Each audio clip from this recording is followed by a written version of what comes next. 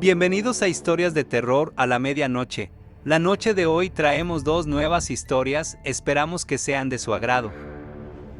Empezamos.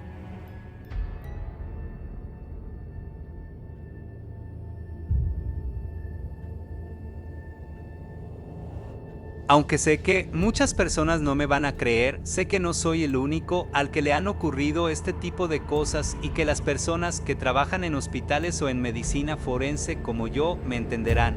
Me da igual, sé lo que me ocurrió. Un día nos llegó un caso extraño, sobre todo porque no se nos quiso decir mucho sobre el cuerpo en cuestión.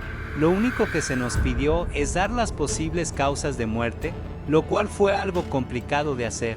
El cuerpo era muy extraño, mostraba incrustaciones de pequeñas piezas de metal por todo el cuerpo y aunque de primera mano pensaría uno que este tipo de heridas ocurrieron en el accidente que le llevó al sujeto a la muerte, pero no. Estas heridas estaban cicatrizadas, el metal había sido aceptado por su cuerpo, siendo de él algo demasiado extraño, pues ese tipo de heridas terminarían por causar una infección letal en el organismo. No obstante, el cuerpo aparentaba llevar ya mucho tiempo con esas pequeñas piezas de metal.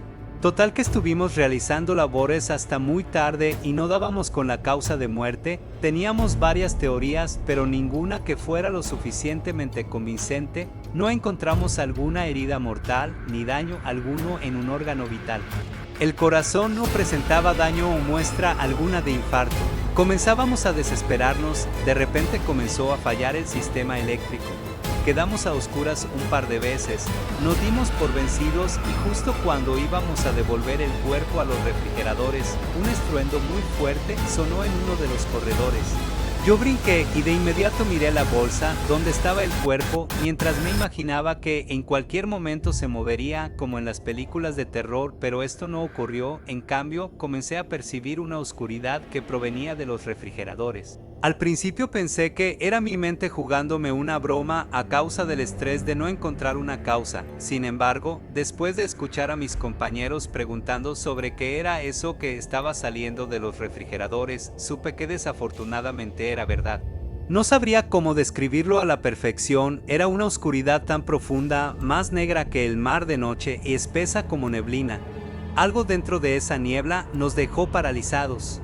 Yo sentía como si me hubieran amarrado con alguna especie de soga y como si esa oscuridad entrara por dentro de mí.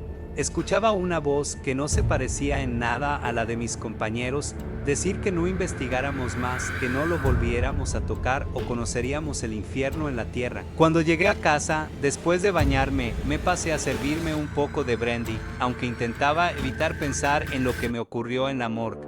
Aquel día sentía los nervios hechos nudos. Como les he dicho, aunque las personas me conocen como alguien frío que no demuestra sus emociones, en el interior no puedo evitar sentir pena por algunas víctimas, y en esta ocasión me sentía asustado, pues sabía que mi mente no pudo haber inventado esa voz, esas palabras. Cuando volví al trabajo, intenté contarles sobre lo que pasé la noche anterior a mis compañeros, pero estos me cambiaban de tema y fingían no tomarme en cuenta para nada. Al principio me sentí molesto, pero supuse que más bien por el miedo que sentía. Preferían ignorar lo que había ocurrido.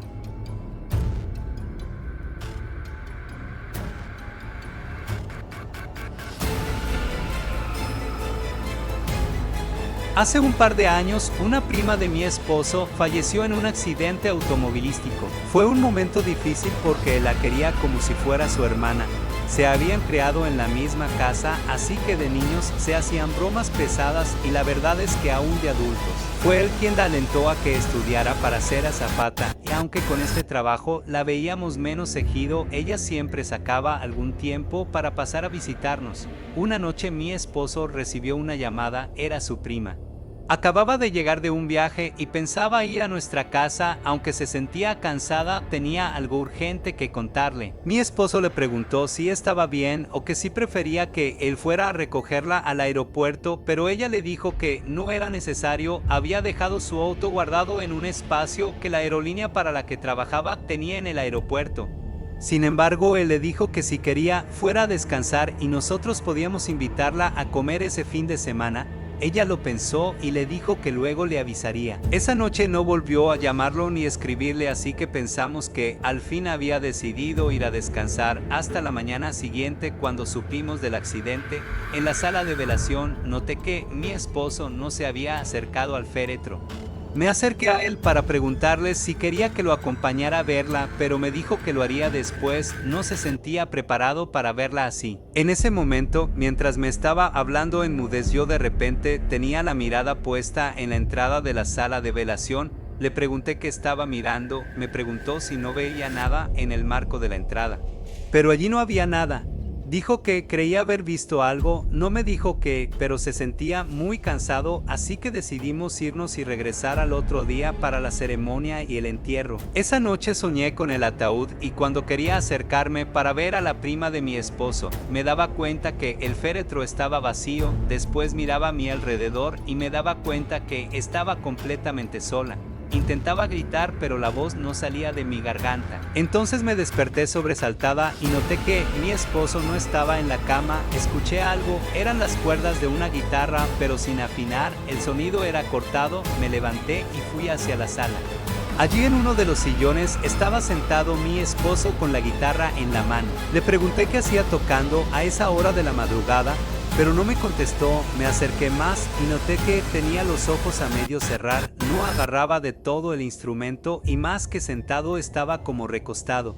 Pasé mis manos enfrente de su cara y entonces entendí que seguía dormido. Ya en una ocasión se había levantado dormido de la cama, pero no había andado más de 2 pasos antes de regresar a acostarse, y como no había vuelto a pasar, no fue algo a lo que le pusimos mucha atención. En la mañana al despertar me preguntó cómo había llegado a la sala, entonces lo conté lo que había pasado durante la noche. Él se veía bastante sorprendido. Me dijo que lo de su prima lo había afectado mucho. Me contó que había soñado con ella. Estaban en la sala tocando canciones viejas y en un momento ella lo había detenido para decirle que tenía que contarle algo muy importante, pero entonces cuando quería hablar, las palabras no salían de su boca y por más que él le insistía en que le hablara, ella no podía. Si te gustó el video, no olvides comentar, dejar tu like y suscribirte. Hasta la próxima.